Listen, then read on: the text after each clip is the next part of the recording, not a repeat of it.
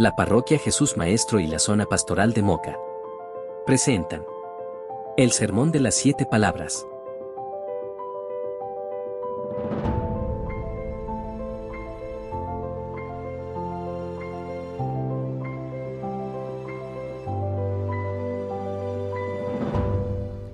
Que todos sean uno, como tú, Padre, estás en mí y yo en ti. Hermana Lisbel, qué privilegio nos concede la Iglesia con esta oportunidad de nosotros poder impactar a tantos hermanos y hermanas que nos ven a través de este medio para recordar esas 7 palabras que nos dio Jesús al final de esta misión aquí en la tierra. Así es, hermana Rosa, un grato placer compartir este escenario donde llevaremos al pueblo de Dios la meditación del sermón de las 7 palabras pronunciadas por Jesús durante la crucifixión. Las 7 palabras de Cristo en la cruz fueron recopiladas y analizadas en detalle por primera vez por el monje cisterciense Arnaud Bonneval en el siglo XII. A partir de este momento, las consideraciones teológicas o piadosas de estas palabras se multiplican. Pero fue San Roberto Bellarmino, doctor de la Iglesia, quien más impulsó su difusión y práctica al escribir el tratado sobre las 7 palabras pronunciadas por Cristo en la cruz. Desde entonces se propagó la costumbre de predicar el tradicional sermón de las 7 palabras en la mañana o mediodía del Viernes Santo. Les pido a todos los que están viendo en este momento que se dejen penetrar en su corazón por estas últimas palabras pronunciadas por Jesús y permitan que permeen en su vida. Ahora llamamos al diácono Ángel Rodríguez para que nos haga la oración inicial y de inmediato nos disponemos a escuchar el sermón de las 7 palabras de esta Semana Santa 2023. En el nombre del Padre, del Hijo y del Espíritu Santo. Amén. Señor amado Jesús, que te entregaste en la cruz para nuestra salvación. Sabemos que tienes un corazón bueno, y por eso, mientras tus verdugos golpeaban tu cuerpo, tú los perdonabas, porque estaba consciente de que ellos no sabían lo que hacían. Queremos, Señor, estar un día junto a ti en el paraíso celestial. En este momento nos abandonamos a tus pies y ponemos en tus manos a cada predicador. Ilumina su mente y su corazón y ponle, Señor, en sus labios tu palabra que es vida, esperanza y salvación. Tú que vives y reinas por los siglos de los siglos. Amén. Qué grande es tu amor por nosotros, Jesús. Qué grande es tu amor por nosotros, Jesús. En tu corazón no existe la venganza. Enséñame a amar como tú, Jesús, que dijiste en la cruz antes de morir. Padre, perdónalos porque no saben lo que hacen. Padre, perdónalos porque no saben lo que hacen. Primera palabra. Padre, perdónalos porque no saben lo que hacen. Esta palabra será pronunciada por el Padre Agustín Fernández, párroco de la parroquia San Ramón Nonato de Las Lagunas. Vamos a meditar una de las palabras que dijo Jesús en la cruz. Padre, perdónale, porque no saben lo que hacen. Lucas 23, versículo 34. En el contexto en el que Jesús dice esta frase, es un momento de sufrimiento, de dolor, de angustia, estando en la cruz. Sin embargo, Jesús no anida rencor en su corazón. ¿Qué quiere decir? Que Jesús cumplió lo que predicó. Jesús predicó el amor, la misericordia, el perdón, y ahora lo pone en práctica. Pide al Señor que lo perdone a esos verdugos. También Jesús va a decir en Juan 14:6, yo soy el camino, la verdad y la vida. El camino del amor está en Jesús. Vamos a seguir sus pasos, vamos a llenarnos del amor de Dios, para que podamos también nosotros perdonar. Recuerde también el texto de 1 Corintios 13:7. El amor lo perdona todo, lo disculpa todo. El amor es paciente, es servicial. Quiere decir que el amor puede perdonar. Queridos hermanos, vamos a pedir al Señor que derrame la gracia del Espíritu Santo en cada uno de nosotros. Dice una frase: vence el mal a fuerza de bien. Vence el mal a fuerza de bien. Eso hizo Jesús. Y en Efesios 4:2 se nos dice: más bien sean buenos, sean comprensivos mutuamente, perdónense mutuamente, sigan el camino del amor, a ejemplo de Cristo. Qué hermoso, dice San Pablo, este mensaje. Sigan el ejemplo de Cristo. Entonces, ¿dónde vamos a practicar el perdón? ¿En cuáles espacios? En la familia, en el sector, en la parroquia, en la diócesis, pero más aún en la escuela, en la empresa, en la sociedad en general. Ahí vamos a practicar el perdón, esos espacios específicos. Perdonar es sanar. El que perdona puede sanar su interior. ¿Sabe qué pidió el Señor? Que nos conceda esa gracia. Muchos hermanos se enferman al no perdonar. Dicen que hay un tipo de cáncer que es producto de heridas no sanadas.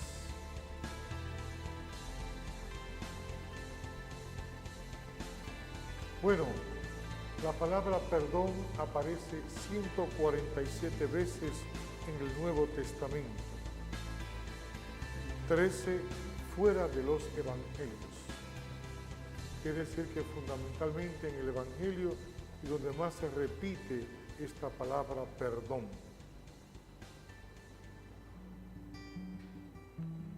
Encontramos ahí en la parábola de Mateo 18, 21 y siguiente, Pedro preguntó: Señor, si mi hermano me ofende, ¿cuántas veces le tengo que perdonar?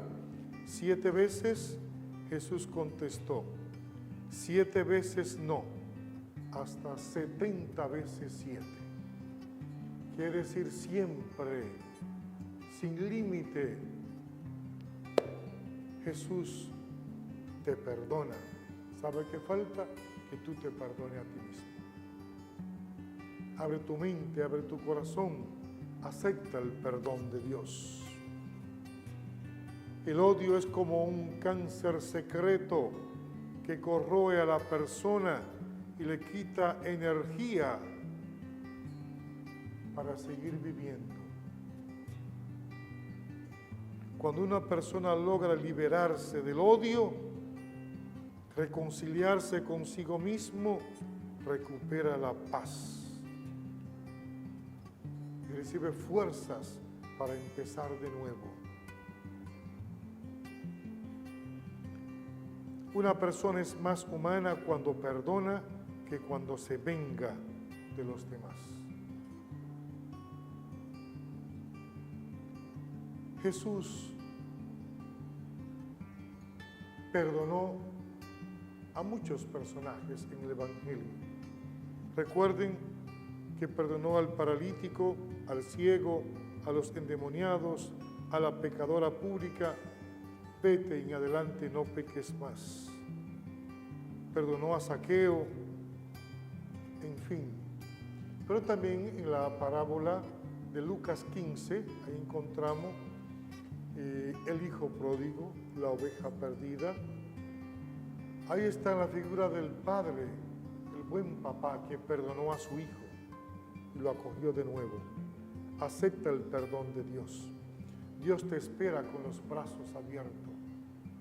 Y el perdón que nos ofrece la Iglesia a través del sacramento de la penitencia, de la confesión, viene siendo como un bálsamo. Viene siendo pues una sanación integral. No lo rechaces. Acércate. Recibe el perdón de Dios. Abre tu mente y tu corazón y sé una persona nueva. Dile al Señor, cámbiame a mí, Señor. Perdóname a mí, Señor. Y capacítame para yo perdonar a los demás. Que así sea. Que le bendiga en el nombre del Padre, del Hijo y del Espíritu Santo. Amén. Oremos. Omnipotente y eterno Padre, tú nos capacitas para luchar a muerte por la justicia. Ayúdanos a llevar cada adversidad por amor a ti y a correr con todo vigor hacia ti, que eres el único dador de la vida. Amén. Padre que vas a los cielos, no pido bajar de aquí, pero al llegar a tu reino, Señor, acuérdate de mí. Señor, acuérdate de mí. Pero unas solas palabras y en la cruz yo fui ladrón, porque aún clavado y muriendo me robé su corazón, me robé su corazón, me robé su corazón.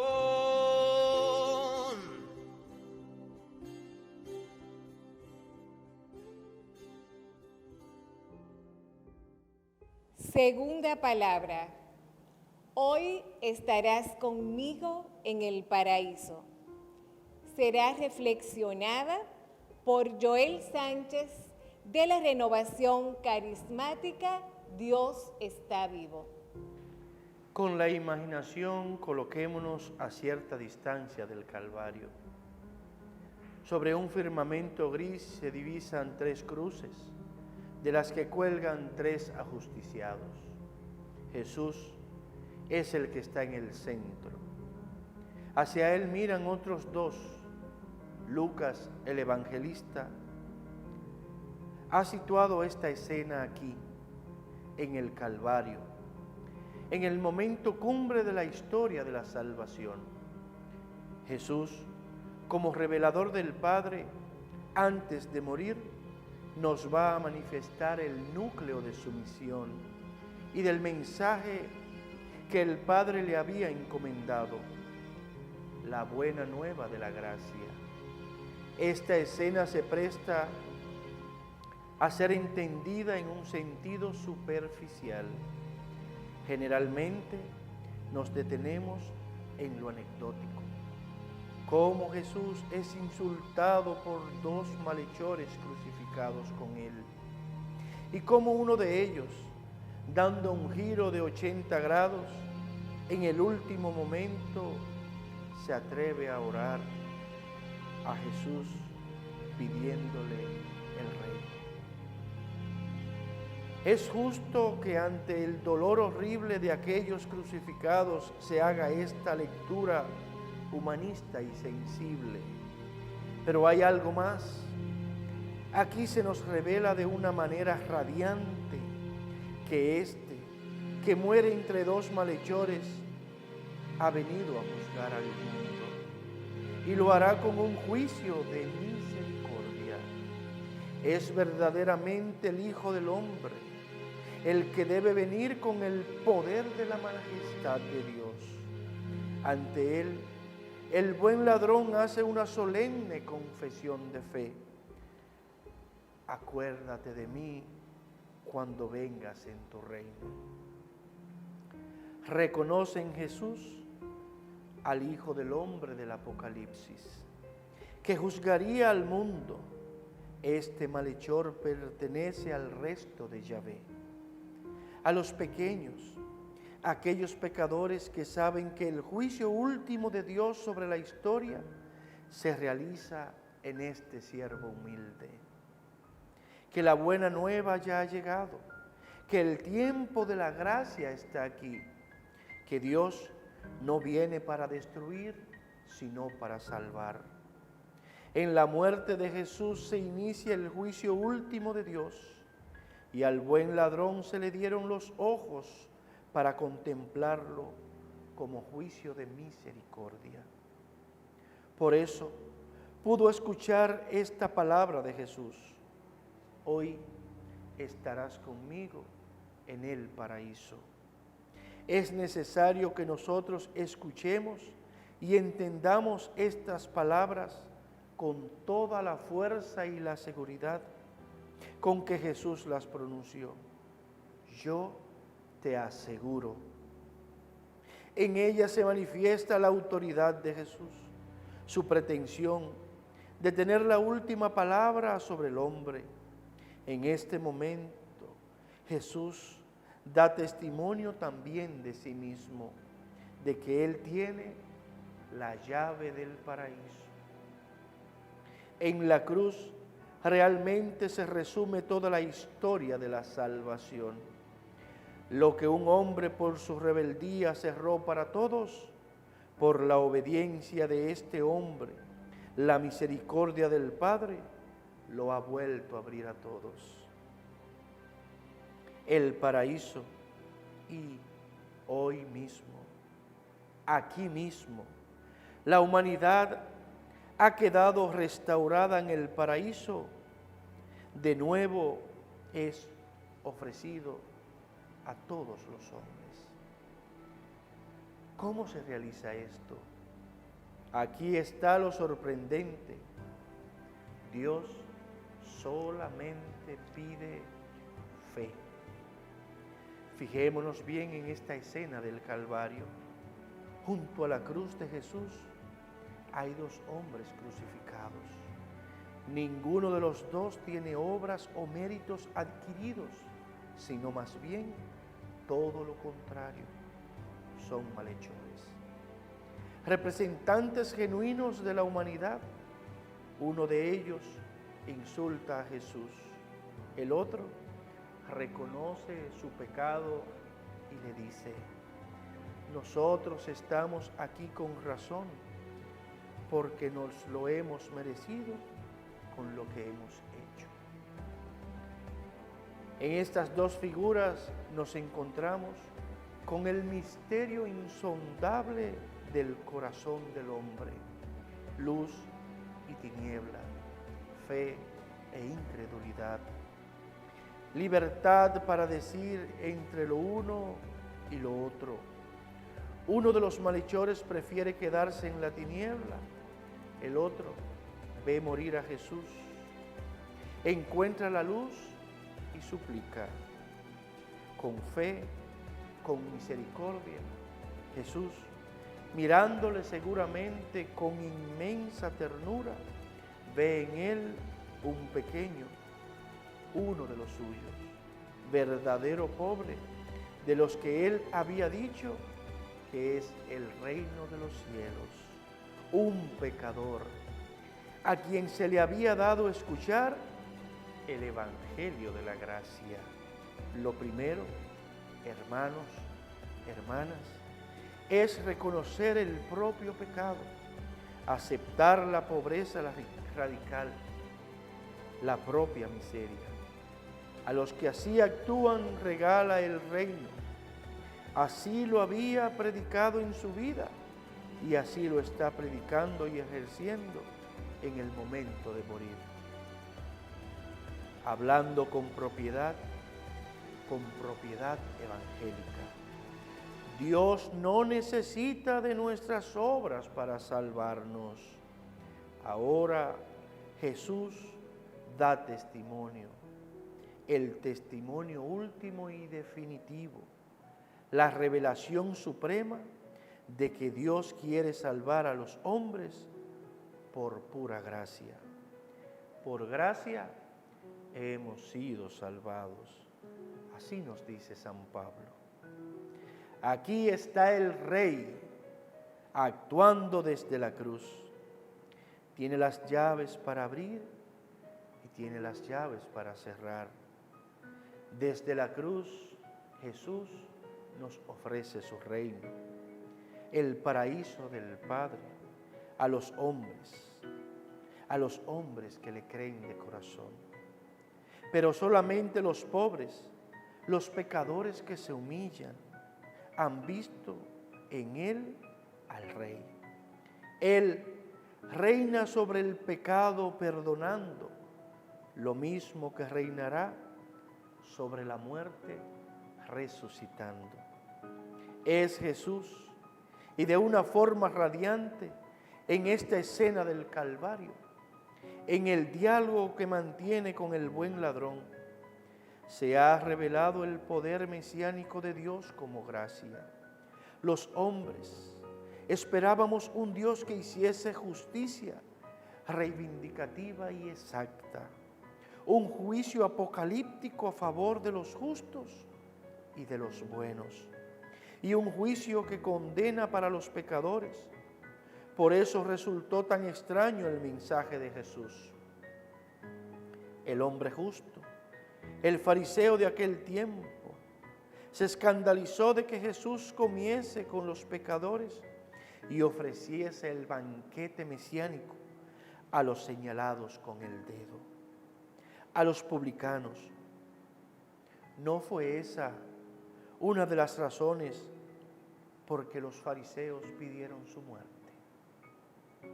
Los fariseos eran los representantes del judaísmo de la ley, de la religión oficial, de los buenos, de los practicantes del culto en el templo. Eran los representantes del corazón religioso del hombre, que siempre busca justificarse delante de Dios. Buscaban su seguridad en sus obras, en el cumplimiento estricto de la ley. En realidad, el fariseo representa lo más íntimo del corazón del hombre, de nuestro propio corazón, que tiende a actuar así, porque todo ser humano necesita tener una imagen correcta de sí mismo y autoafirmarse a los ojos de Dios de sí mismo. Pues bien, ahora Jesús, el Rey, el Señor, establece el juicio definitivo, que el paraíso de Dios lo regala por pura gracia. Y aquel ladrón lo había entendido. Nunca ningún ladrón ha sido mejor ladrón. Arrebató a Dios el paraíso simplemente con un acto de fe, con una mirada de confianza. ¿Por qué se le llama el buen ladrón? Estamos en el núcleo del Nuevo Testamento. San Pablo lo explica maravillosamente en su carta a los Efesios. ¿Seremos capaces de construir nuestra vida humana y espiritual sobre el Evangelio de la gracia? ¿Y qué decir de la hora de la muerte, si al menos tuviéramos entonces la lucidez y la fe del buen ladrón? Que nadie me malentienda cuando digo estas cosas. Quien crea con lo que digo estoy poniendo una vida fácil o tibia, es que no sabe lo que es el amor. Lo mismo quien mide la obra de Dios desde su esfuerzo y sus virtudes, tampoco sabe lo que es el amor. El cristiano no es bueno para que Dios le dé la gracia, sino que trata de ser bueno por agradecimiento a Dios, por el don de la gracia. Dios nos ha amado primero, incluso cuando éramos pecadores. Solo el pobre, el que tiene un corazón de niño en el Evangelio, es capaz de comprender esta escena del Calvario. Por eso, alguien ha dicho, la vida cristiana es aprender a ser como el buen ladrón, un buen pecador, es decir, un pecador arrepentido. Oremos. Señor, ayúdanos y guíanos para mantenernos con la mirada puesta en ti, así como el buen ladrón que estuvo contigo en la crucifixión, nos permita alcanzar el arrepentimiento y la vida eterna. Por los méritos de la preciosa sangre, haz que reviva en nuestro espíritu una fe tan firme y constante que no se incline a sugestión de algún demonio, para que también nosotros alcancemos el premio del santo paraíso. Amén. Si no sabes cómo hacer una oración, ahí tienes a tu madre. Si la cruz te pesa para caminar, ahí tienes a tu madre. Si no hay Pentecostés en tu corazón, ahí tienes a tu madre. Ahí tienes a tu madre. Ahí tienes a tu madre.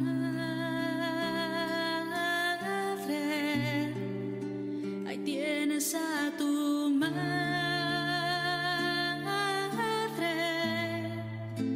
Ahí tienes a tu madre. Ahí tienes a tu madre. Ahí tienes a tu madre. Tercera palabra. Mujer, ahí tienes a tu hijo. Luego dijo al discípulo, ahí tienes a tu madre. Esta tercera palabra será explicada por el reverendo diácono Francisco Rodríguez de la parroquia Jesús Maestro. La revelación del amor de Dios tiene que continuar hasta el final. A Jesús aún le falta el mejor de sus regalos a la humanidad. Él, que nada tiene, desnudo sobre la cruz, posee algo aún enorme, una madre, y se dispone a entregárnosla. Es San Juan quien nos transmite esta tercera palabra en el capítulo 19 versículo 26. A esta hora se ha alejado ya el grupo de los curiosos. Gran parte de los enemigos de Jesús se han ido también. Quedan únicamente los soldados de guardia y el pequeño grupito de los fieles. Era la iglesia naciente, que está allí por algo más que por simples razones sentimentales. Unida a Jesús, de pie junto a la cruz, se encuentra María, su madre, unida no solo a sus dolores, sino también a su misión. La escena recuerda las bodas de Caná. La idea profunda de San Juan es esta: María no aparece hasta este momento de la hora. A ella se le ha pedido el sacrificio del Hijo durante el tiempo de su predicación por los caminos de Palestina. La alejada por el Hijo en los años de su misión es ahora traída aquí por Él al primer plano de esta escena. Aquí va a ocupar su puesto con pleno derecho en la obra salvadora de Jesús, asociada a su misión. Aquí entra en la misión del Hijo con el mismo oficio que tuviera en su origen, el de madre. El sentimiento más natural que a todos nos embarga al contemplar esta escena es que Jesús, como el hijo más amante y delicado que jamás haya existido, al morir no quería dejar a su madre sola y confiaba su cuidado a Juan, su mejor discípulo y amigo. Si esto hubiera sido así, Jesús, al tomar de nuevo la palabra en la cruz, se habría dirigido en primer lugar al discípulo, pero no, se dirige primero a la madre, la llama mujer y le dice: ahí tienes a tu madre. ¿Qué le interesa en primer término a Jesús? Revelarnos la maternidad universal de María y entregarnos a su madre para que fuera siempre nuestra madre, la madre de la iglesia y de toda la humanidad, con la que Él en su encarnación se había hermanado. Juan, el discípulo amado que recibió a María en su casa, nos representaba a todos. Este fue el último regalo que Jesús nos hizo antes de morir. Y esa fue la gran tarea que encomendó a María. Fue como una segunda anunciación. Hacía 30 años que un ángel la invitó a entrar en los planes de Dios. Ahora, ya no un ángel, sino su propio Hijo, le anuncia una tarea más difícil si cabe: recibir como hijos de su corazón a todos los hombres, incluso a los que matan a su Hijo. Y ella acepta, actuando de nuevo su fe y diciendo, ahora silenciosa: hágase mi Señor. De ahí que el olor a sangre del Calvario comience extrañamente a tener un sabor a recién nacido. De ahí que sea difícil saber si ahora es más lo que muere o lo que nace. De ahí que no sepamos si estamos asistiendo a una agonía o a un parto. Jesús le dice a María, su madre: mujer, ahí tienes a tu hijo, haciendo referencia a Juan, el discípulo amado. Y en ese hijo estamos también tú y yo. En la persona de Juan, la iglesia siempre se ha visto como heredera de ese gran tesoro que es María. Pero nos hemos preguntado, ¿y la Virgen qué siente? ¿Qué pensamientos recorren ese corazón de madre que ve morir a su hijo en una cruz y además recibe a toda la humanidad como hijos? Pensemos por un instante en el dolor que se experimenta al perder a una persona entrañable. ese dolor tan hondo, inexplicable, que cala todo nuestro ser. Eso fue lo que vivió María. ¿Cómo asimilar una pérdida tan honda? ¿Cómo ver morir al hijo de sus entrañas y en plena agonía él la mira y le dice, ahí tienes a tu hijo? Y se lo dice el hijo, su único hijo. Y ella se abre a una petición no expresada, porque Jesús no le dice abiertamente, cuida de él, de ellos, defiéndelos, protégelos. Simplemente ha bastado con decir, ahí tienes a tu hijo. Y el resto, ella entiende cómo hacerlo, por su experiencia de saberse amada incondicionalmente por el Padre. Porque solamente quien se sabe amado sin condiciones, estará también en la capacidad de amar sin condiciones, desde la gratuidad, porque ese es el verdadero amor, dar hasta que duela, hasta dar la vida. Por esa experiencia de amor gratuito es que ella está ahí como apoyo, para acompañarnos en todo tiempo, como buena madre, que no mide esfuerzo por permanecer al lado del hijo.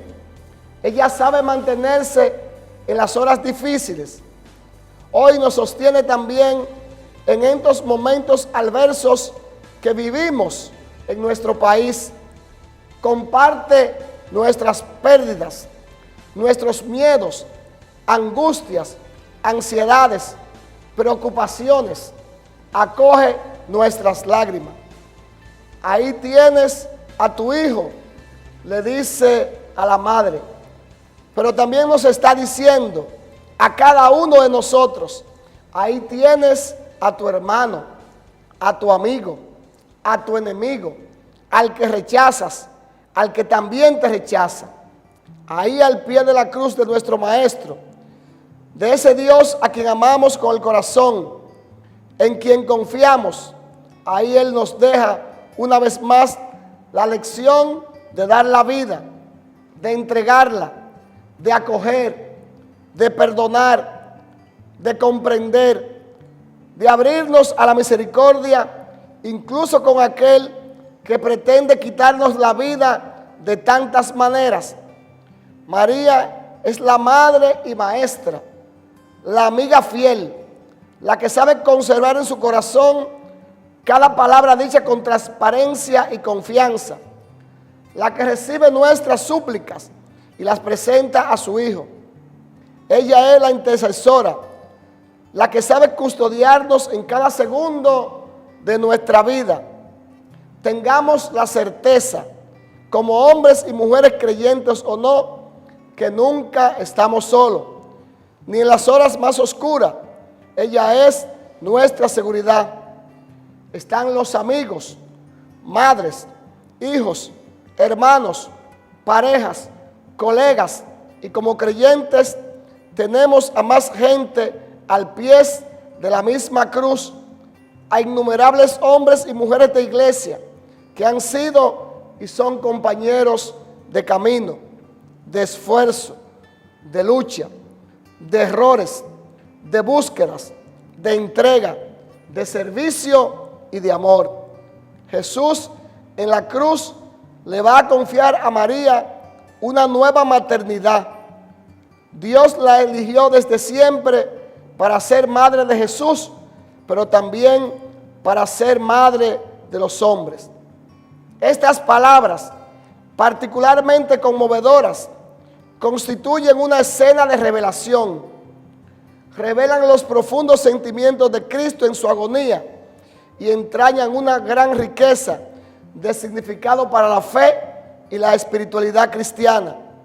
En efecto, el Mesías crucificado, al final de su vida terrena, dirigiéndose a su madre y al discípulo a quien amaba, establece relaciones nuevas de amor entre María y los cristianos.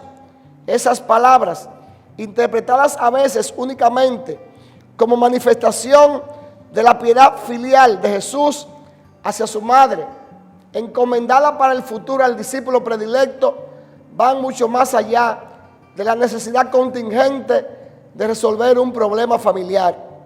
En efecto, la consideración atenta del texto, confirmada por la interpretación de muchos padres y por el común sentir eclesial, con esa doble entrega de Jesús, nos sitúa ante uno de los hechos más importantes para comprender el papel de la Virgen en la economía de la salvación.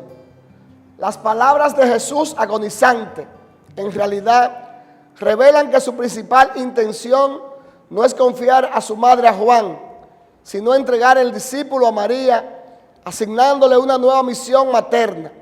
Además, el apelativo mujer que Jesús usa también en las bodas de Caná para llevar a María a una nueva dimensión de su misión de madre, muestran que las palabras del Salvador no son fruto de un simple sentimiento de afecto filial, sino que quieren situarse en un plano más elevado. La muerte de Jesús, a pesar de causar el máximo sufrimiento en María, no cambia de por sí sus condiciones habituales de vida. En efecto, al salir de Nazaret para comenzar su vida pública, Jesús ya había dejado sola a su madre. Además, la presencia al pie de la cruz de su pariente María de Cleofás permite suponer que la Virgen mantenía buenas relaciones con su familia y sus parientes, entre los cuales podía haber encontrado acogida después de la muerte de su hijo. Las palabras de Jesús, por el contrario, asumen su significado más auténtico en el marco de la misión salvífica, pronunciadas en el momento del sacrificio redentor. Esa circunstancia les confiere su valor más alto.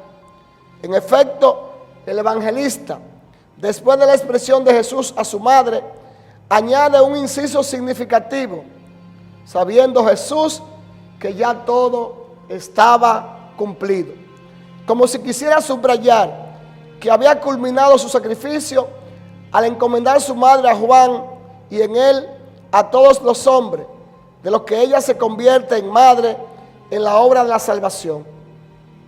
La realidad que producen las palabras de Jesús, es decir, la maternidad de María con respecto al discípulo, constituye un nuevo signo del gran amor que impulsó a Jesús a dar su vida por todos los hombres.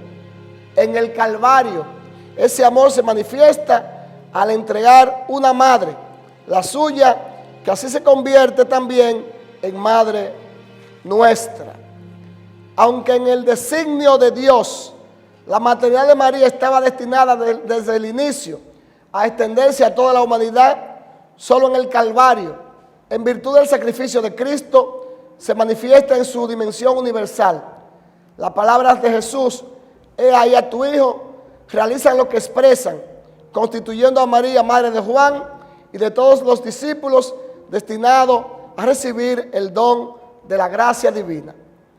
Necesitaríamos tener la mirada de María al pie de la cruz, de pie, como la mujer fuerte, señora de sí mismo, silenciosa y contemplando con gran angustia la separación que sufre su Hijo Jesús al verse abandonado del Padre. Y como María, en aquella hora suprema, actuar nuestra fe y nuestra esperanza, sabiendo que lo que allí está ocurriendo es algo más que el sufrimiento atroz que se ve, la revelación suprema de Dios, el nacimiento de algo nuevo, la promesa de Dios por fin cumplida, tienen mucho que ver entre sí. El nacimiento de Jesús en la cueva de Belén y su muerte en la cima del Calvario. Lo que entonces comenzó en la hendidura de una roca, aquí llegó a su plenitud en lo alto de otra roca. La única diferencia está en que los poderosos que allí no acudieron a adorarlo, aquí le estaban crucificando. Que María, nuestra madre, nos dé ojos para ver y fe para entender estos acontecimientos. Oremos. Oh Dios, Te alabamos por la gracia que nos concediste de entregarnos a María como nuestra madre. Ayúdanos a ser auténticos hijos suyos. Fomenta en nosotros el amor y la entrega en favor de los que sufren, de los marginados, de los que están sumidos en el alcohol, las drogas, la delincuencia, y a ser siempre pro vida.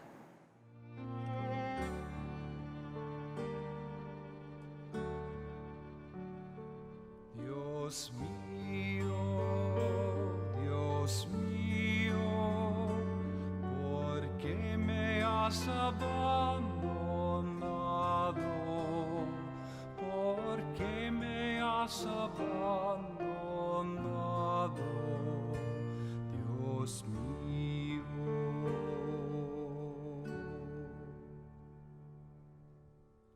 I am scorned by all who see me, shaking their heads they deride me. Since he trusted the Lord to save him, let the Lord come to his rescue. Cuarta palabra. Dios mío, ¿por qué me has abandonado? Será proclamada y reflexionada por el reverendo Padre Felipe Colón, párroco de la parroquia Jesús Maestro. Como es sabido, el grito inicial del Salmo 22, Dios mío, ¿por qué me has abandonado?, es citado por los evangelios de San Mateo y de San Marcos como el grito lanzado por Jesús moribundo en la cruz.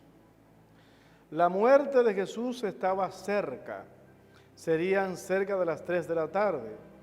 En torno a Jesús había aumentado la soledad. El sol era implacable. Allí Jesús no quiso utilizar su poder divino. Se despoja de su rango divino y asume solo la condición humana. Jesús había soportado la flagelación sin gritar.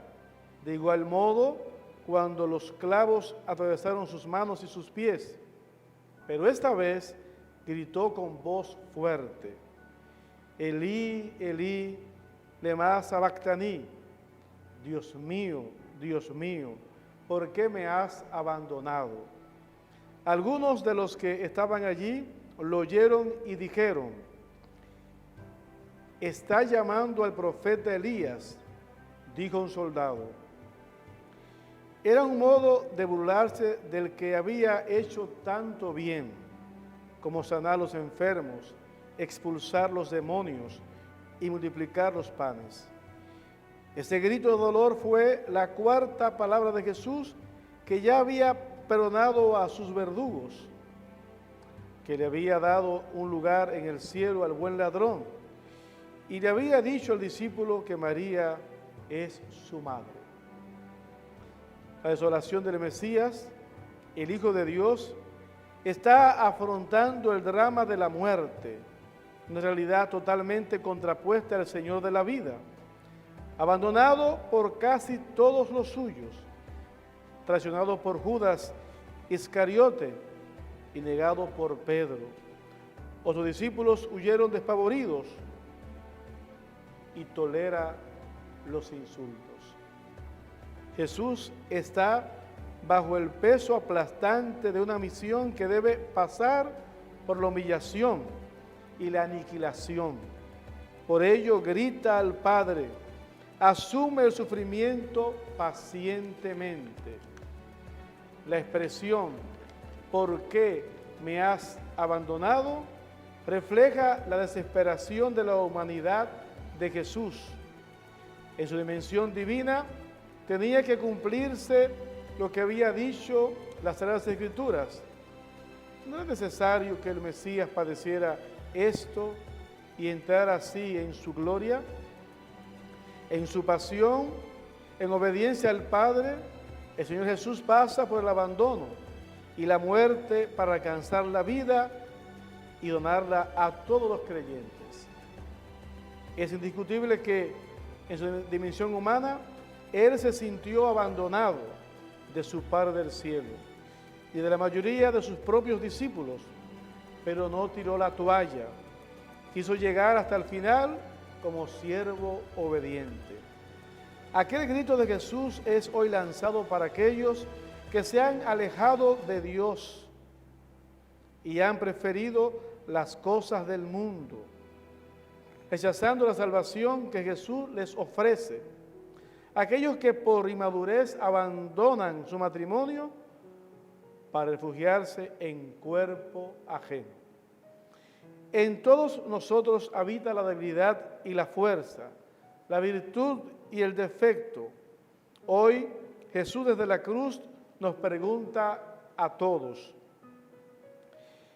¿en cuáles situaciones de la vida te has sentido abandonado de Dios? ¿En la frustración? ¿En el fracaso económico? ¿En la enfermedad? ¿En el desempleo? ¿En el fracaso matrimonial? ¿En aquel proyecto pastoral truncado? ¿Cómo reaccionas ante una frustración o el fracaso económico? ¿Como cristianos o como mundanos? Y cuando la enfermedad afecta nuestro modo de vida o nos quedamos sin empleo, ¿lo ponemos en las manos de Dios? Y cuando fracasa tristemente el matrimonio, ¿no somos capaces de mirar hacia nosotros o repartimos culpas por doquier? La fiebre no está en la sábana, sino en el cuerpo. Hermanos y hermanas, lo cierto es que Dios nunca nos abandona. No estamos frente a un Dios cruel y tirano, sino a un Dios que nos acompaña en nuestro caminar para afrontar la vida desde la fe y nos brinda su misericordia, que siempre la necesitamos. Hermanos y hermanas, miremos de nuevo al Gólgota, a los pies de la cruz de Jesús, para vivir su pasión y compartir la alegría fecunda de la resurrección. Dejémonos, por tanto, invadir por la luz del misterio pascual, incluso en la aparente ausencia de Dios, también en el silencio de Dios, y como los discípulos de Maús, aprendamos a discernir la realidad verdadera más allá de las apariencias, reconociendo el camino de la exaltación precisamente en la humillación y la manifestación plena de la vida en la muerte en la cruz. De este modo, volviendo a poner toda nuestra confianza y nuestra esperanza en Dios Padre, en el momento de la angustia también nosotros le podremos rezar con fe y nuestro grito de ayuda se transformará en canto de alabanza. Quien se abandona en los brazos de Jesús encontrará la fuerza necesaria para vencer los miedos y temores que no son del Espíritu. Ciertamente que todo lo podemos hacer en aquel que nos conforta. Que así sea. Oremos. Señor, ¿cuántas veces nos hemos sentido sin fuerzas, abatidos por las vicisitudes de la vida y hemos experimentado el abandono y nos preguntamos: Señor, ¿dónde estás? Pero tu misericordia es infinita, nos abraza como un Padre bueno y nos enjuga las lágrimas, llenándonos de fortaleza para guiarnos al lugar donde tú quieres que estemos. Amén.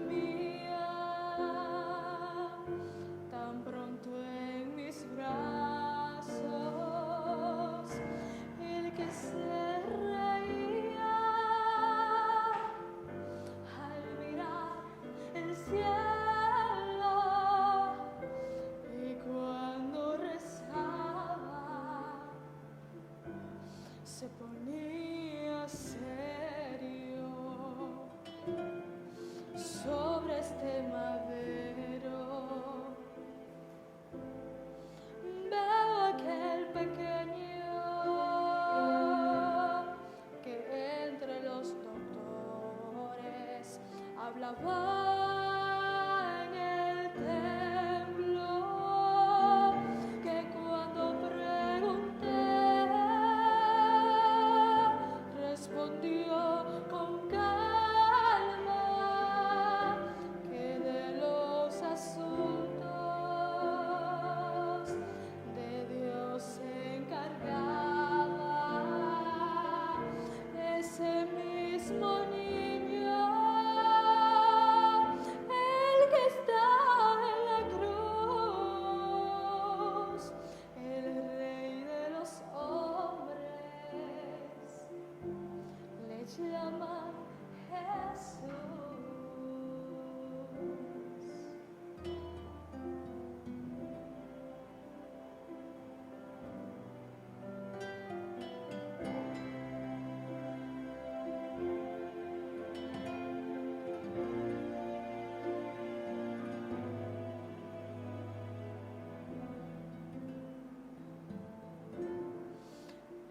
Ese mismo hombre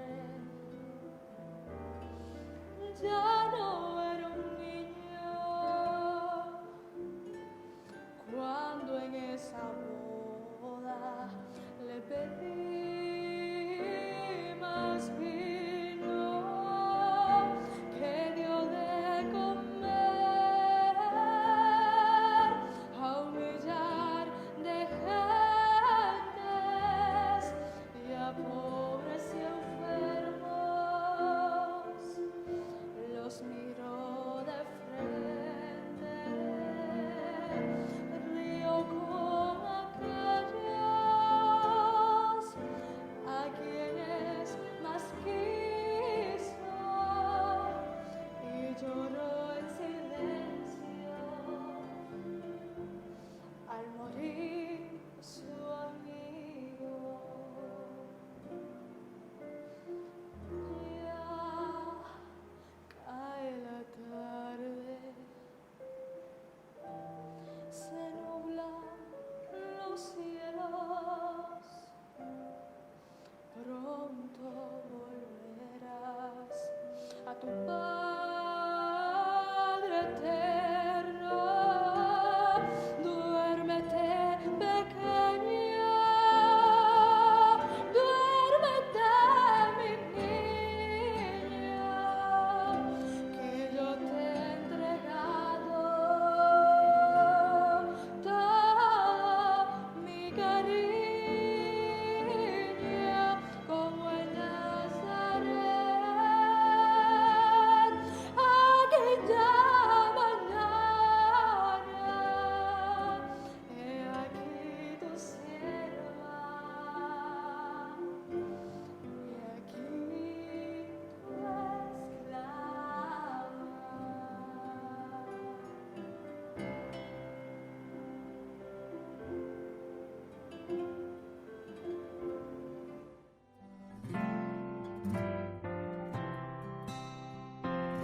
Como busca la sierva corrientes de agua, así te busca mi alma, a ti mi Dios.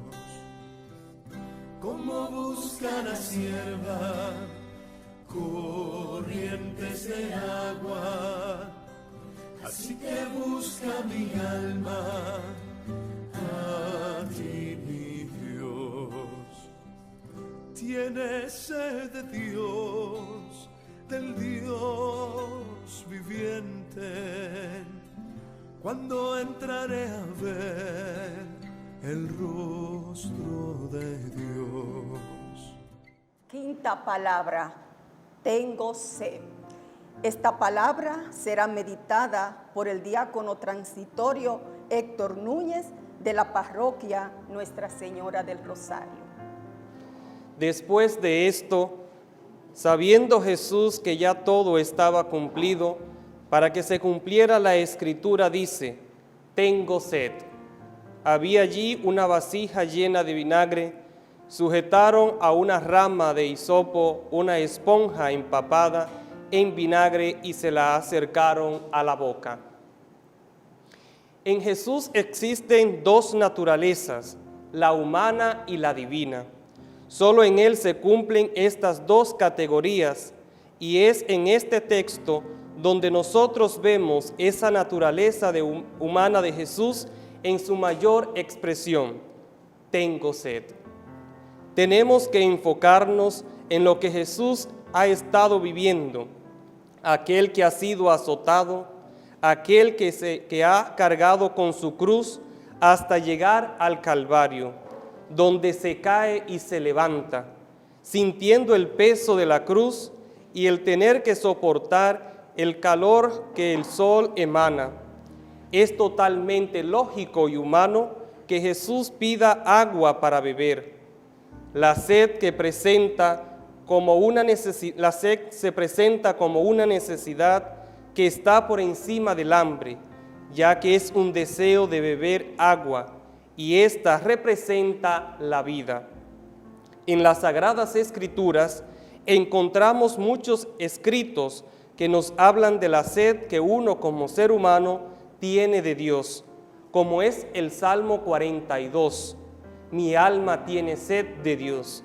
Sin embargo, aquí es Jesús quien tiene sed de nosotros. Él quiere que cada uno pueda acercarse a su presencia para comunicarle su gracia. Pues Jesús mismo nos dice, si alguno tiene sed, venga a mí y beba. Quien crea en mí, como dice la Escritura, ríos de agua viva brotarán de su seno. Ese río de agua viva es el Espíritu Santo que Él da a los que creen en su nombre. En la sed de Jesús está representada la sed que tiene Dios de que cada uno de sus hijos no se pierdan, sino que tengan vida eterna. Dios tiene sed de salvar a todo el género humano. Por tanto, quiere darnos lo que sacia nuestra sed, lo que nosotros necesitamos, la vida divina, es decir, su misma vida. Sin embargo, cuando Jesús nos pide de beber, nosotros le damos a beber vinagre, que es lo contrario al vino, que representa el amor, la alegría, la unidad y la vida plena. El vinagre es vino dañado, es decir, donde no hay nada de lo que representa el vino. A Jesús le damos a beber el vinagre de nuestra maldad, pero Él nos da de beber su espíritu. Al beber nuestra maldad y nuestra muerte, sacia nuestra sed de su amor y de su vida. No podemos escuchar la palabra tengo sed de Jesús en la cruz como algo que pasó hace 2000 años. Hay que hacer una hermenéutica de ella, es decir, una actualización para saber qué nos está diciendo Jesús hoy en esta sed. Pues Jesús tiene sed de que cuidemos nuestra casa común, nuestro planeta, que es un lugar maravilloso donde podemos vivir dignamente. Sin embargo, le damos a beber el vinagre de dañar y destruir nuestra casa común, arrojando basura, materia fecal y desechos tóxicos en nuestras tierras, ríos y mares. Jesús tiene sed de que nuestra sociedad, nuestra gente se sienta protegida y segura. No obstante, le damos a beber el vinagre de que muchos de los que tienen la responsabilidad de protegernos son los primeros delincuentes de nuestra sociedad y los que ponen el desorden. Son los que se aprovechan de los más indefensos. Son los que ponen a otros a hacer el trabajo sucio para beneficios de ellos mismos. Son los que saben dónde están los lugares de corrupción, de cosas ilícitas, y no mueven ningún dedo para contrarrestar esas cosas, porque se benefician de ellas. Jesús tiene sed de que los padres de familia cuiden de sus hijos, los eduquen correctamente y los guíen por el camino del bien. Pero le damos a beber el vinagre de que no son capaces de dedicar tiempo para escuchar sus hijos, para saber dónde están metidos, qué están haciendo, con quiénes comparten. ¿Por qué? Porque solamente se están enfocando en su propia vida, en conseguir dinero para vivir y descuidan otras cosas fundamentales de la familia. Jesús tiene sed de que sus pastores cuiden, apacienten e instruyan su rebaño. A pesar de, le damos a beber el vinagre del descuido de las ovejas, de que no se saca tiempo para escucharlas, porque están enfocados en proyectos, deseos e intereses personales, y lo único que hacen es celebrar misa, misa y más misa, y muchas veces la celebran como un rito y no como la gran celebración de nuestra fe cristiana. Actuando de esa forma, lo único que hacen es dispersar a las ovejas del rebaño, porque sus pastores no están ejerciendo su pastoreo. Jesús tiene sed de que su pueblo le hable por medio de la oración, le entregue su vida, su sed. No obstante, le damos a beber el vinagre de poner nuestra confianza en las cosas materiales, en los espíritus del mal, en dar riendas sueltas a los que me pide la carne, lo que lleva a cada uno a alejarse más de Dios. Nos olvidamos de que en la oración y en la entrega total a Dios, nuestras penas se convierten en alegría, de que solo en la oración el ser humano encuentra sentido a su vida. Pero hay que tener claro que la oración es un don que Dios concede a todo aquel que tiene sed de Él. El ejemplo más claro de ello es el encuentro de Jesús con la samaritana, ya que la oración se presenta como ese momento en el que la samaritana, teniendo sed, va en búsqueda de ese pozo para encontrar el agua que necesita para saciar su sed. Sin embargo, en el mismo encuentro, es Jesús quien toma la iniciativa y le pide de beber, indicando que es Él el que va al encuentro y búsqueda de todo ser humano. La sed que Jesús tiene significa que Dios nos desea. Por ello, como diría San Agustín, la oración, sepámoslo o no, es el encuentro de la sed de Dios y sed del hombre. Dios tiene sed de que el hombre tenga sed de Él. Oremos. Que tu palabra sea agua viva, que nos llene de vida y así quitar la resequedad del pecado que nos aleja de ti. Bendícenos siempre, Señor, con la lluvia, para que nuestras fuentes acuíferas siempre tengan agua para satisfacer las necesidades del hogar y el cultivo. Amén. Todo está cumplido, abrazo mi vida y mi camino, te siento como siempre aquí conmigo, compartiendo todo lo vivido. Todo está cumplido. Quiero mirar atrás, no quiero olvido. Cuánto viví, cómo soy, me hizo.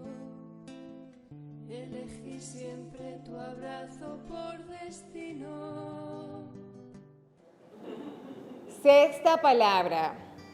Todo está consumado. Será reflexionada por el Padre Teófilo Esteves, párroco de la parroquia San Francisco de Sales. Todo está consumado. Dice Juan en el capítulo 19, verso 20, que cuando Jesús tomó el vinagre, dijo: todo está consumado. E inclinando la cabeza, expiró. Esta palabra, todo está cumplido, tiene varios sentidos. La podríamos pensar desde varios ángulos. San Agustín, por ejemplo, nos dice que Jesús dijo esta palabra porque la había cumplido en todos los anuncios realizados en el Antiguo Testamento. Cito 3 solamente. Por ejemplo, el profeta Isaías dice: he aquí una doncella, una joven, dará a luz un niño y le pondrá por nombre Emmanuel, Dios con nosotros. Y eso fue lo que ocurrió en Belén con María. Segundo lugar, Isaías dice que el anunciado, el esperado, será alguien, el profeta que habla de Dios, el que está lleno del Espíritu. Y Jesús en la sinagoga iría a leer el texto del profeta Isaías, que dice: el Espíritu del Señor está sobre mí, me ha enviado a anunciar las buenas noticias a los pobres. Y después dice que envolviendo el rollo y devolviéndolo, dijo esta palabra: esta escritura que acaban de escuchar se cumple hoy. En tercer lugar, la entrada de Jesús en Jerusalén. Uno de los profetas va a decir: he aquí que viene mi rey montado en un polino, en un burro. Y eso se cumplió en Jesús en la entrada de Jerusalén. Pero mi punto de vista que quiero compartir con ustedes e invitarle, que pensemos en un Jesús totalmente en comunión con el Padre, total unidad con el Padre. Y en esa unidad y comunión Jesús va a ir descubriendo la voluntad de Dios, la voluntad del Padre, el querer del Padre. Entonces Jesús aparece cumpliendo la voluntad del Padre. Ahora bien, a Jesús no le fue fácil cumplir la voluntad del Padre.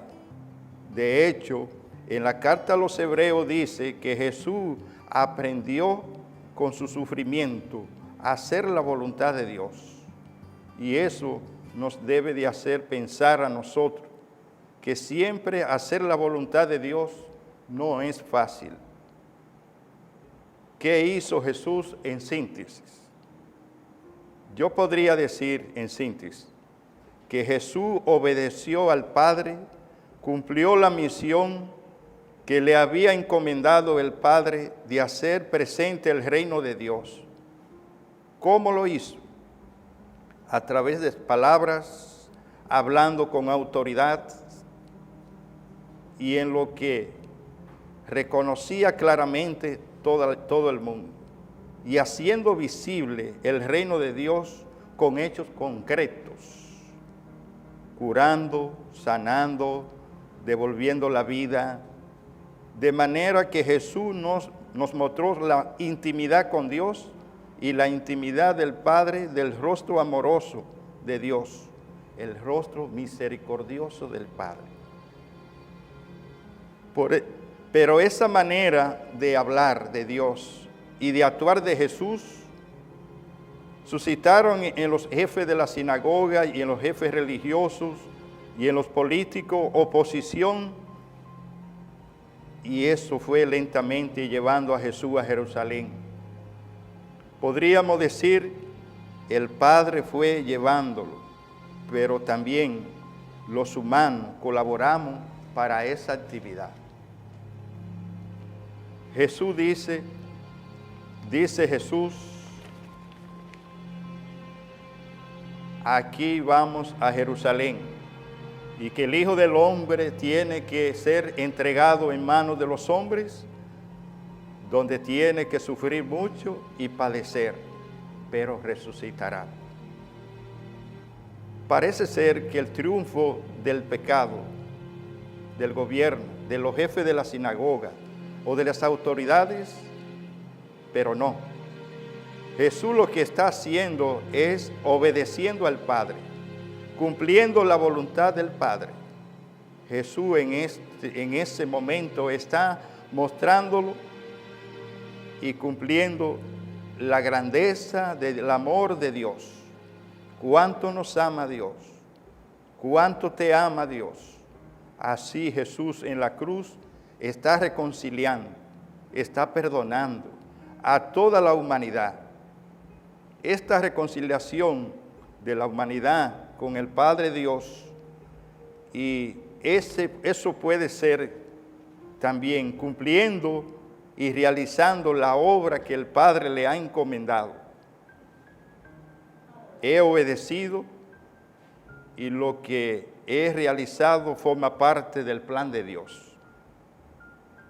Uno podría pensar que esta experiencia y esta realidad de Jesús es como entrar en la oscuridad o entrar en un sinsentido de la vida, pero no. En las expresiones de Jesús, uno ve que Jesús pronuncia la palabra de una manera confiada, no en hundirse. Se podría decir que Jesús nos deja entrever que aquel que lo ha llevado allí es en quien Él ha confiado. Ahora Jesús coloca en su mano, se deposita de una manera confiada. Padre, en tu mano encomiendo mi espíritu. Ante esta palabra viene la pregunta, ¿qué me dice a mí? ¿Qué te dice a ti? ¿Qué nos dice a todos? En mí, la continuidad podría darse en la capacidad para descubrir la voluntad de Dios y ponerla por obra. Por ejemplo, en un padre de familia o un joven que pone todo su empeño en la intimidad con Jesús y mantiene su proyecto, hace la voluntad de Dios. Un padre de familia hace la voluntad de Dios cuando es fiel a su familia, cuando se sacrifica por ella, cuando busca el bien de sus hijos. Entonces podría decir, he hecho lo que tenía que hacer, todo está cumplido, en tu mano me encomiendo. Lo mismo un sacerdote o un servidor público que tiene la tarea de buscar el bien común, distribuye el dinero en la comunidad. Entonces podría decir al final de su gestión, todo está cumplido. Padre, en tu mano encomiendo mi espíritu. Que el Señor Jesús a todos nosotros nos dé la gracia y la capacidad de poder cumplir su voluntad. Y podríamos también decir con Jesús, todo está consumado, todo está cumplido. Oremos. Oh Dios, ayúdanos a ser humildes y sencillos, a mirar tu rostro en los más necesitados, a dar una palabra de aliento y consuelo a mi hermano, a no ser indiferente ante las carencias y reflejarte a ti. Amén.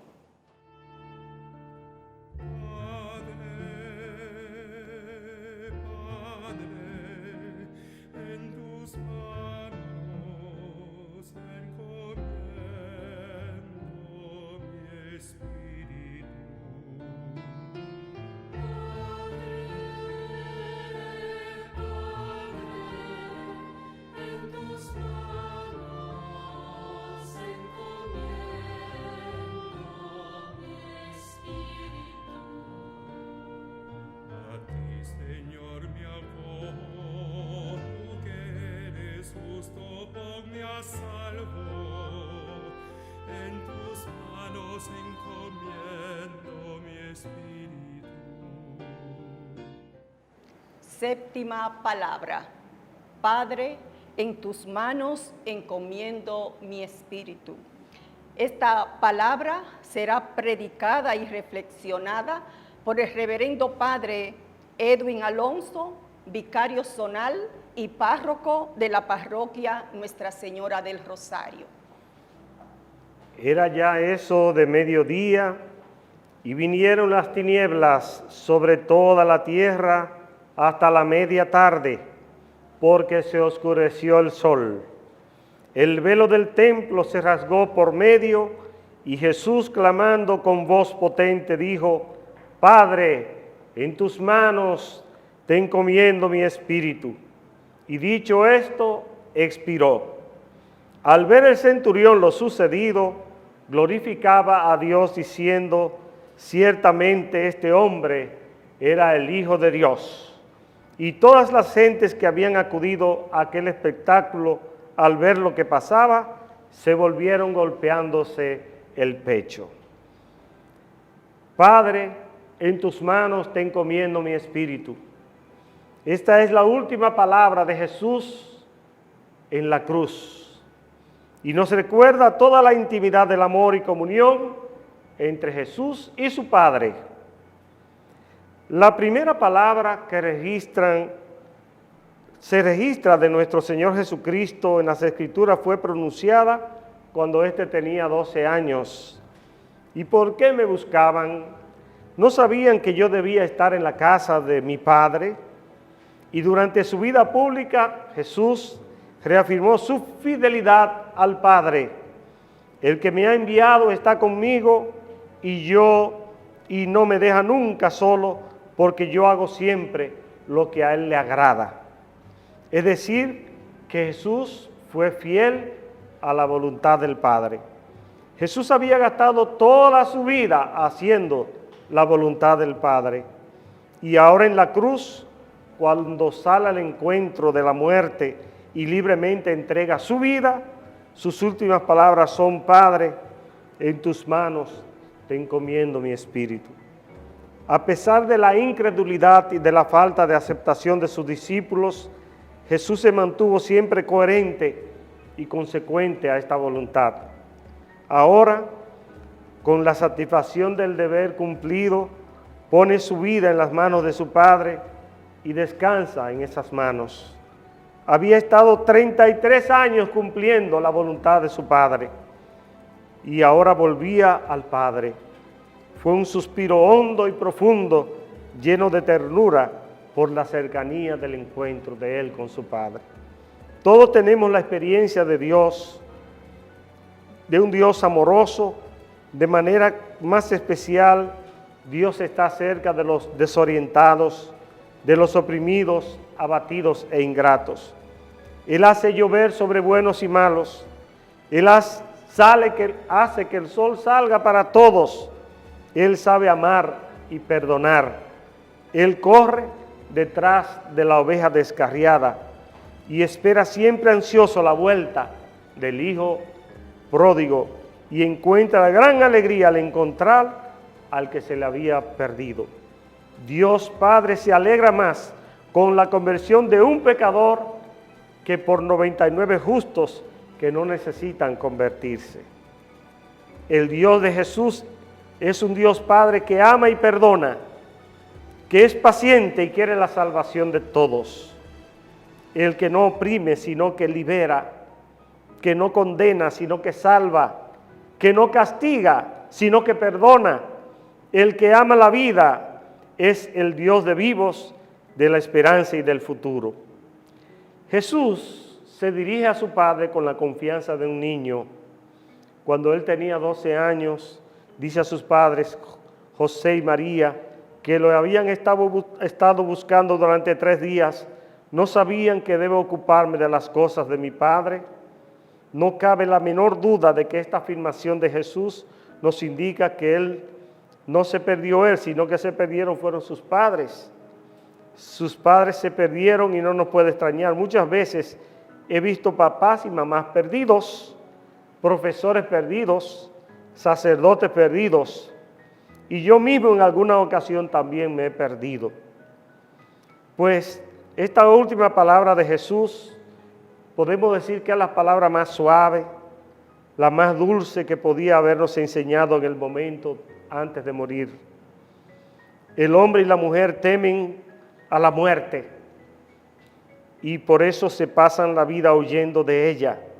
Sin embargo, para el que cree en Dios, para el que contempla y escucha a Jesús muriendo, morir no es nada trágico, no es saltar en el vacío, ni entrar en una noche sin fin.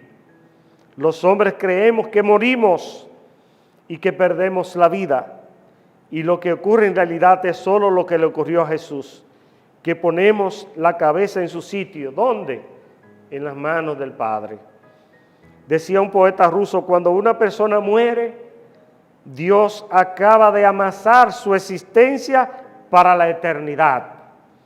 En las manos de Dios no se pierde ni una lágrima, ni un esfuerzo, ni una ilusión, ni un sufrimiento, ni un instante de la vida. Nada se pierde en las manos de Dios, y menos después de la muerte de Jesús. Jesús muere tranquilo. La última palabra: Padre, en tus manos te encomiendo mi espíritu.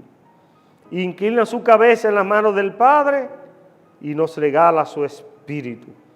Este espíritu de Jesús continuará su obra en el tiempo, haciendo todo nuevo, una nueva relación con Dios, como hijos de Dios en el Hijo, nuevo en el culto, nuevo en la oración, y no en la angustia, sino en la alabanza, nueva en la vida eterna, construyendo su reino en el amor, nueva la muerte, entendida no como el final, sino como cuna de la vida que ya es eterna.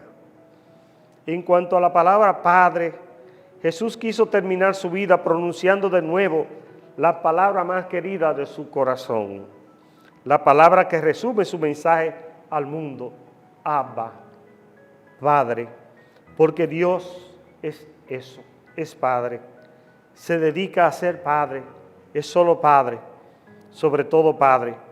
Y aquí la gran revelación de Jesús: Dios siempre fue Padre, pero desde que Jesús lo llamó así, viviendo nuestra vida y muriendo nuestra muerte, lo sabemos mucho mejor.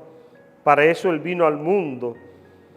Quiten esta revelación de Dios como Padre y nada quedará del Evangelio, porque todo el Evangelio está centrado en esa relación de Jesús con su Padre. Pongamos esa palabra en la revelación y todo el mensaje del Evangelio adquiere su sentido. Más todavía, quiten la revelación de Dios como Padre y toda la vida se hunde en el absurdo. Pónganla y la vida entera, incluido el último momento que llamamos muerte, quedará convertida en un cántico de alabanza al amor de Dios. En la cruz nos damos cuenta de que en realidad nuestras rebeldías contra Dios por la existencia del mal y de la muerte no hacen más que darnos a entender que el problema último del mal está en nuestro corazón, es nuestro pecado. Si la humanidad está sometida al mal y a la muerte, no es a Dios a quien podemos atribuir la muerte y el mal, sino a nuestro pecado. Dios nos da la muestra de esto y lo dijo muriendo en la cruz. ¿Saben dónde está la prueba de todo esto que he dicho?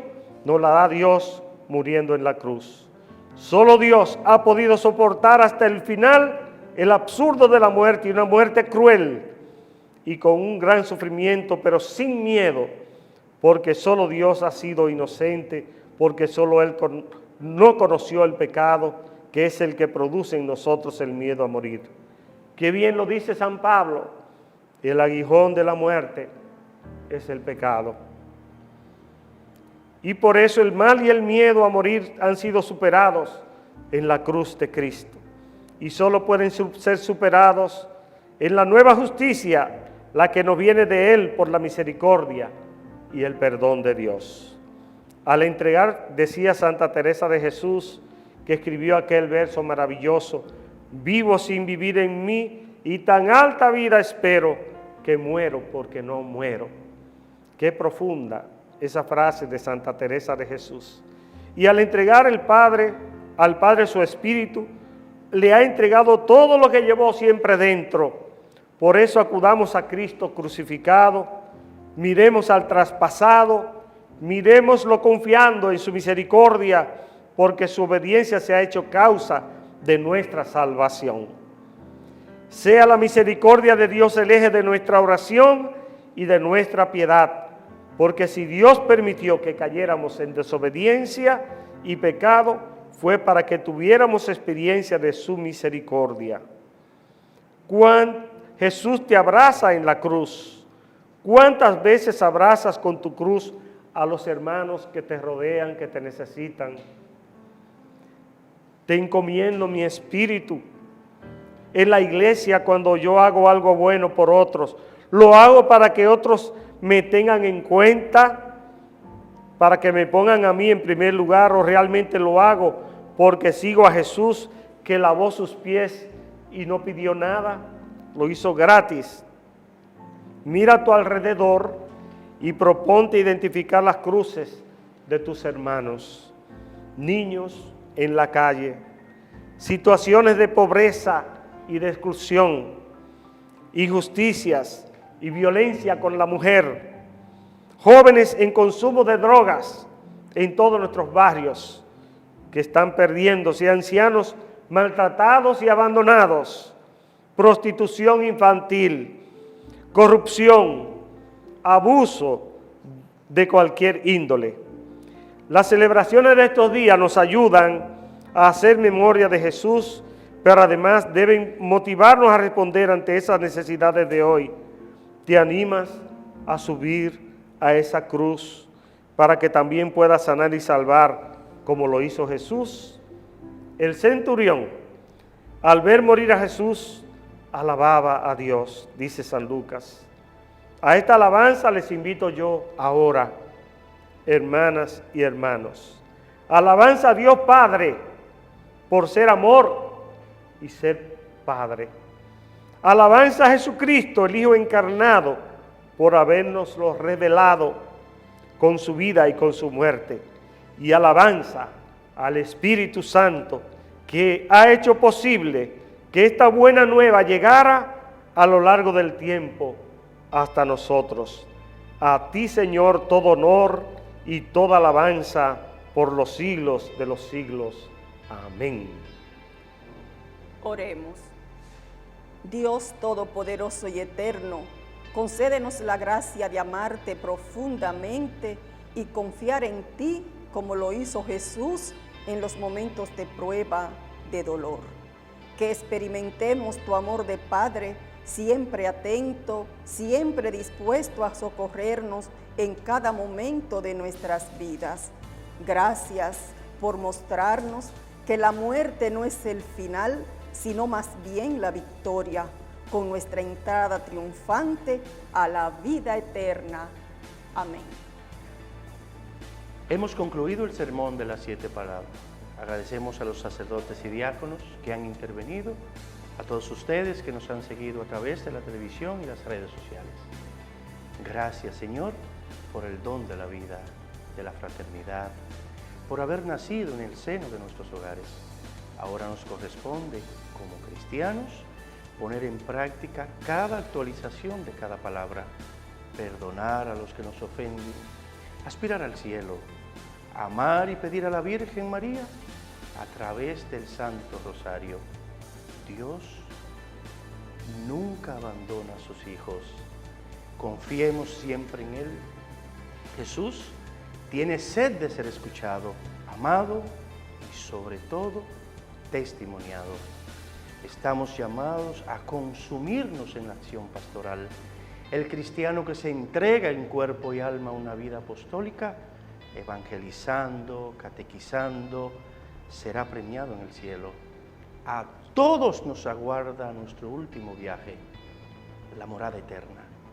Alabado sea el Señor y agradecemos que hayas entregado tu vida por la salvación del género humano. Dios te bendiga.